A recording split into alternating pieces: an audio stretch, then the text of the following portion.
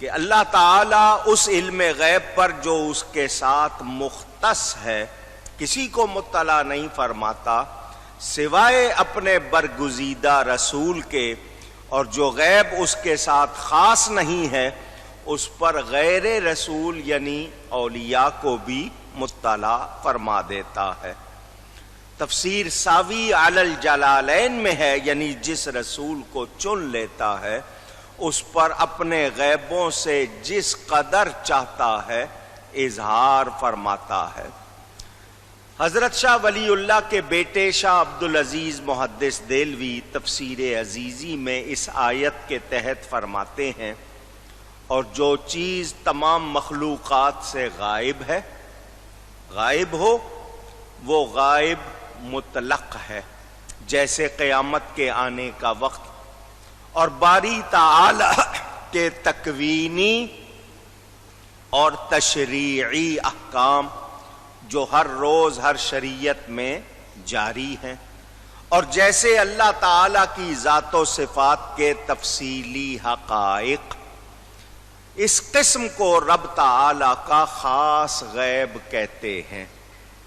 بس وہ اپنے اس خاص غیب پر کسی کو مطلع نہیں کرتا سوائے اس کے جس کو پسند کر لے، اور وہ رسول ہوتا ہے خواہ جن سے ملائکہ سے ہو اور خواہ جن سے بشر سے، جیسے حضور نبی کریم صلی اللہ علیہ وسلم، اور پھر اس پر اپنے خاص غیبوں سے بعض غیوب ظاہر فرماتا ہے۔ چھٹی آیت، وَمَا هُوَ عَلَى الْغَيْبِ بِضَنِينٍ، اور یہ نبی غیب بتانے میں بخیل نہیں، کنجوس نہیں۔ اس آیت کے تحت معالم التنزیل میں ہے، اللہ فرماتا ہے میرے نبی کے پاس علم غیب آتا ہے تو وہ اس کے بتانے میں بخل نہیں کرتے، بلکہ تمہیں سکھاتے اور خبریں دیتے ہیں اور اس کو چھپاتے نہیں۔ تفسیر خازن میں ہے، اللہ فرماتا ہے اس نبی کے پاس علم غیب آتا ہے تو وہ اس کے بتانے میں بخل نہیں کرتے اور تمہیں اس کی خبر دیتے ہیں۔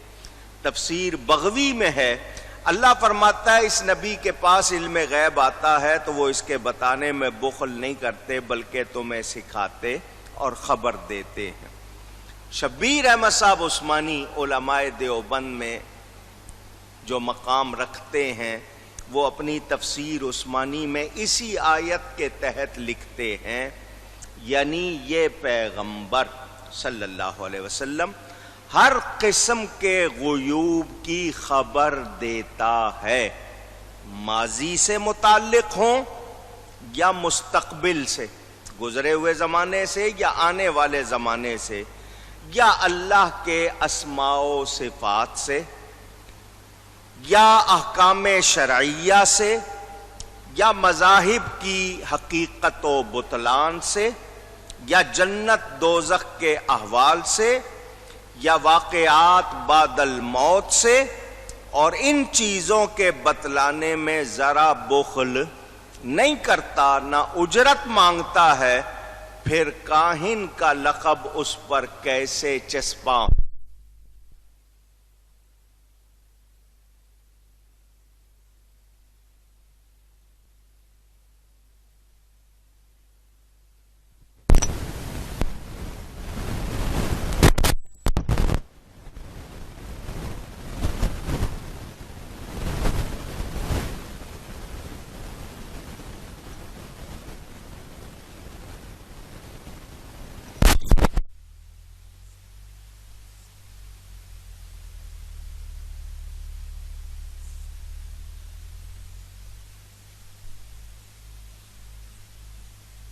شیء، اور ہم نے آپ پر قرآن اتارا جو ہر چیز کا روشن بیان ہے۔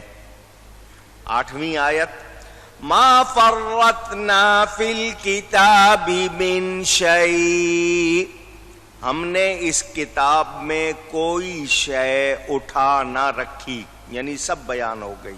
9ویں آیت، ما كان حديثا يفترى ولكن تصديق الذي بين يديه وتفصيل كل شيء.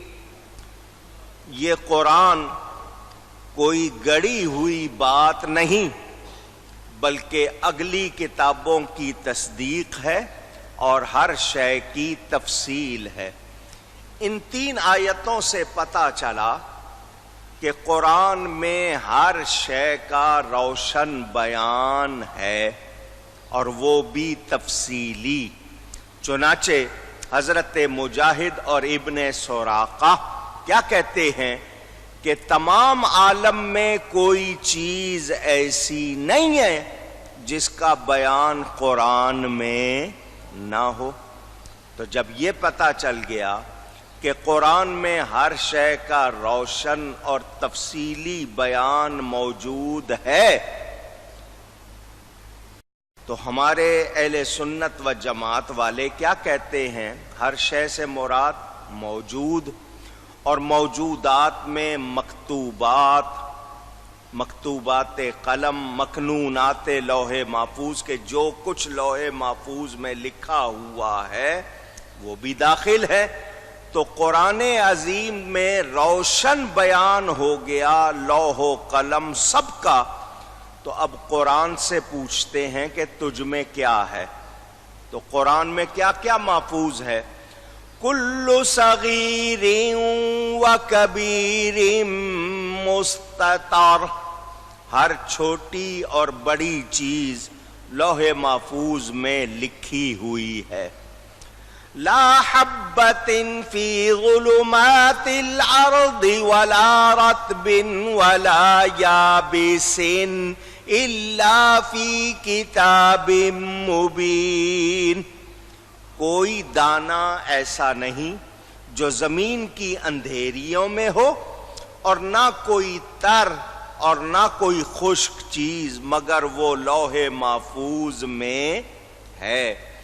ولا اصغر من ذلك ولا اکبر الا فی کتاب مبین. اور ذرہ سے چھوٹی اور بڑی کوئی ایسی چیز نہیں جو لوح محفوظ میں نہ ہو. وَكُلُّ شَيْءٍ أَحْصَيْنَاهُ فِي إِمَامٍ مُبِينٍ. اور ہم نے ہر شے کو لوح محفوظ میں محفوظ رکھا ہے، کر رکھا. 4 آیتیں میں نے آپ کے سامنے پڑھی. ان سے کیا ثابت ہوا کہ روز اول سے لے کر روز آخر تک جو کچھ ہوا اور جو کچھ ہوگا لوح محفوظ میں سب لکھا ہوا ہے. اس کا روشن اور تفصیلی بیان قرآن پاک میں ہے، اور جو کچھ قرآن پاک میں ہے اس کا مکمل کامل علم اللہ تعالی نے اپنے پیارے نبی صلی اللہ علیہ وسلم کو عطا فرمایا. تو بلا شبہ حضور ما کانا وما یکون کے عالم ہوئے، کوئی شبہ نہیں. یہاں اتنی آیتیں سن کر ایک سمجھنے والے کے لیے کوئی شبہ رہتا نہیں. آئیے اس حوالے سے مزید باتیں کروں. آپ نے یہ سنا کہ اللہ تعالی اپنے خاص غیب میں سے جس قدر چاہتا ہے اپنے پسندیدہ رسول پر ظاہر فرماتا ہے، ان کو سکھاتا ہے، بتاتا ہے. جناب اشرف علی تھانوی کے پاس ایک سوال آیا.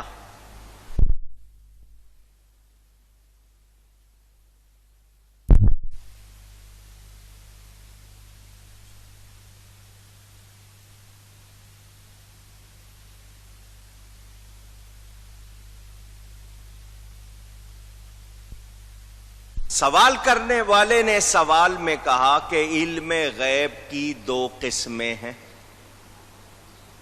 بالذات. اس کا معنی یہ کہ خدا کے سوا کوئی غیب جاننے والا نہیں ہو سکتا خود سے. اور بواسطہ اس کے معنی یہ کہ حضور صلی اللہ علیہ وسلم کو علم غیب عطا ہوا. یہ دو قسمیں ہوئیں. اگر کوئی یہ عقیدہ رکھے کہ بالذات اللہ جانتا ہے، عالم الغیب اس کے سوا ذاتی طور پر کوئی نہیں ہو سکتا، اور بواسطہ یعنی اللہ نے عطا کیا حضور کو علم غیب دیا، تو زید یعنی کسی شخص کا یہ عقیدہ رکھنا کیسا ہے؟ تھانوی صاحب اس کے جواب میں کیا لکھتے ہیں ذرا سن لیں. وہ کہتے ہیں پھر یہ کہ آپ کی ذات مقدسہ پر علم غیب کا حکم کیا جانا، یعنی نبی کے لیے علم غیب جاننے والا ہونا، یہ ماننا کہنا، اگر بقول زید کسی کے کہنے کے مطابق صحیح ہو تو دریافت طلب یعنی پوچھنے والی بات امر یہ ہے کہ اس غیب سے مراد بعض غیب ہے یا کل غیب. کہ کسی نے اگر یہ کہا کہ نبی پاک صلی اللہ علیہ وسلم بھی علم غیب جانتے ہیں، تو اب پوچھنے والی بات یہ ہے کہ اس سے مراد بعض غیب ہے یا کل غیب. اب سنیں ان کے الفاظ تاکہ آپ کو پتہ چل جائے جھگڑا ہے کیا. آپ سمجھتے ہیں صرف میلاد نہیں مناتے تو یہ جھگڑا ہے، کچھ لوگ سمجھتے ہیں وہ 11ویں نہیں کرتے، یہ جھگڑا. اب ذرا سنیں جھگڑا ہے کیا. تھانوی صاحب لکھتے ہیں اگر بعض علوم غیبیہ مراد ہیں، کل نہیں بعض، تو اس میں حضور ہی کی کیا تخصیص ہے؟ اگر یہ کہا جائے کہ اللہ کی عطا سے نبی بعض غیب کی باتیں جانتے ہیں، تو اس میں نبی کی کیا خصوصیت ہے؟ اب اگلے لفظ اللہ کی پناہ، ایسا سے مراد تشبیہ ہوتی ہے یا مقدار ہوتی ہے؟ ایسا سے مراد اتنا یا اس جیسا، یہی مراد ہوتی ہے نا. ایسا علم غیب تو زید و عمر بلکہ ہر صبی و مجنون بلکہ جمی حیوانات و بہائم کے لیے حاصل ہے. اس کا اردو ترجمہ سن لیں کہ ایسا علم تو ہر نتھو پھتو، ہر بچے اور پاگل، بلکہ تمام جانوروں اور چوپایوں کو بھی ہے. جیسا علم نبی کو ہے ویسا جانوروں کو بھی ہے. ایسا حرف تشبیہ اس میں وہ بیان ہوا ہے.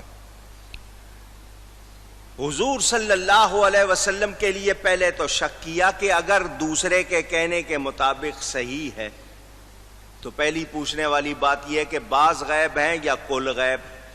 تھانوی صاحب نے دو قسمیں کی اور پہلی قسم کا تو انکار کر دیا. کل غیب کا علم نبی کے لیے عقلاً نقلاً باطل ٹھہرایا.